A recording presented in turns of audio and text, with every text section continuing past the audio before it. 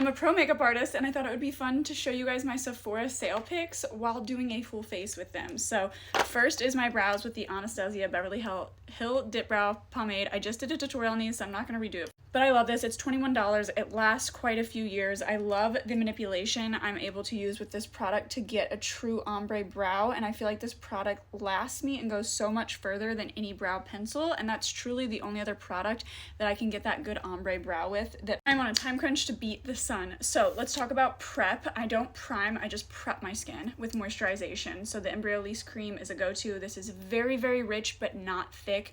And then the Watermelon Niacinamide Hue Drops. This is what I have on right now. And I put this on because I've already done like my skincare for the day earlier today, and this would just be too much. If I didn't have anything on, this is what I would go for. And to give myself a nice little glow, this is what I'm going for. I love both of those products, and I don't think that you need a primer. Honorable mention, the One Size foundation. This is so good if you want a shellac full coverage foundation.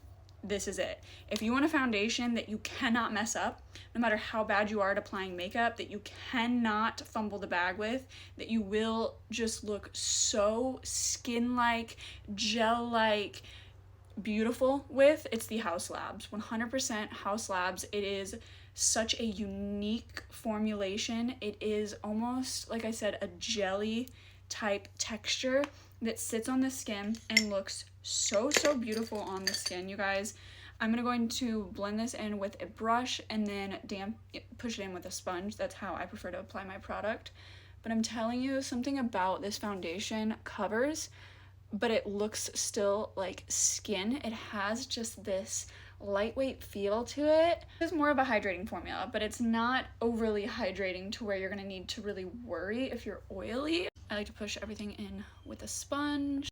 I plan on purchasing the Lancome concealer, and this is the Lancome concealer, and it's good, it's hydrating, it's medium coverage, not full coverage.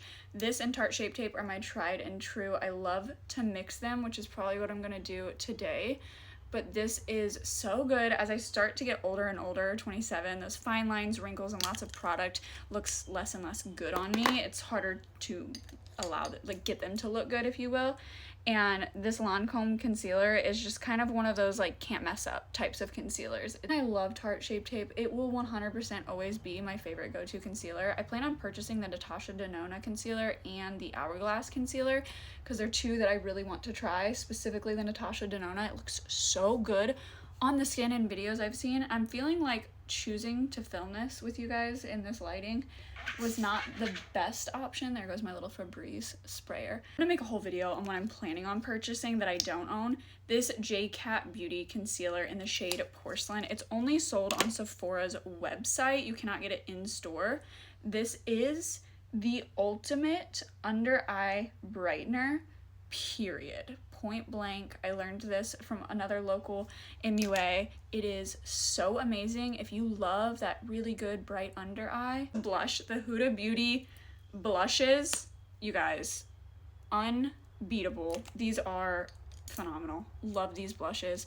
This is in the shade Peach Sorbet. I own all of them except the two newest ones that came out, which are much darker, and they're kind of like bronzers, which is like a blush bronzer trend that's going on right now, if you haven't heard. The Makeup Forever powder is newer to me and my life, but this is so good. It is probably the most finely milled powder I've ever used.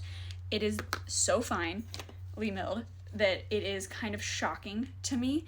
The thing about it is that there's not a whole ton of color payoff for me, which I like to typically use under the eye to really brighten it. But I love this because it really just sets. And for a dry girly, this is good because it's not overly drying. Some powders can be really drying. Now, you're gonna see a running theme of Huda Beauty products because I'm about to talk about the Cherry Blossom Cake. It is just as good as everyone says it is. I own almost every single shade in the Huda Beauty loose powders. I own some of the pressed as well.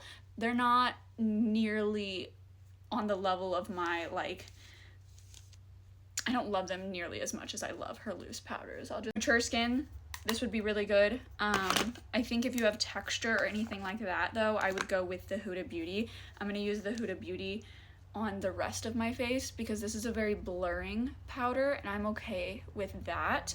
I prefer a thinner, less kind of drying powder underneath my eyes, just because I'm starting to get dry under eyes as I get older. So you can see the difference in where I put those powders and why. I'm a powder girly. I own so many powders, and honestly I would have drugged more out of my beauty room if I had the means to do so.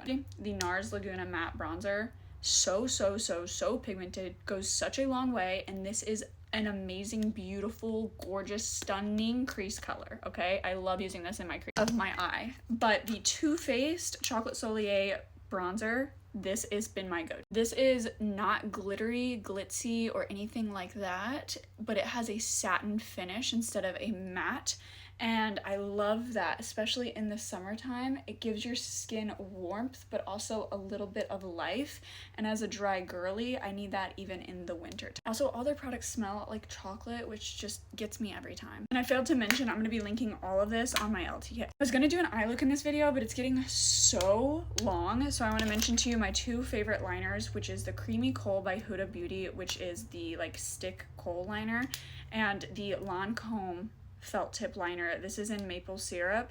Love this brown color, but this formulation and the way this goes on, chef's kiss. For powder blush, it's going to be Ofra in the shade Chameleon specifically. This is such a flattering, beautiful, easy to blend shade. I love this. I go back to it all the time. You can see just how much I have went back to it, and it's pretty long lasting on the skin for it being a powder blush. This is the Lancome lash primer. Yes, it's a lash primer. Do you need one? Probably not, but I do enjoy it. This is the most long lasting lip liner I've ever used in my entire life. It goes on creamy and like dries down matte almost, but doesn't peel or flake off. Huda Beauty 2.0. Anastasia Lip Velvet. This is in Pure Hollywood, and I just ordered another color because this is so good on the lip. My two ultimate favorite mascaras are this Lancome Idole mascara and the Tarte XL Tube. Two all-time favorite setting sprays. This makes your makeup look so fresh and just applied, and this is hydrating and lasts all day. Finishing spray. And this is the finished look.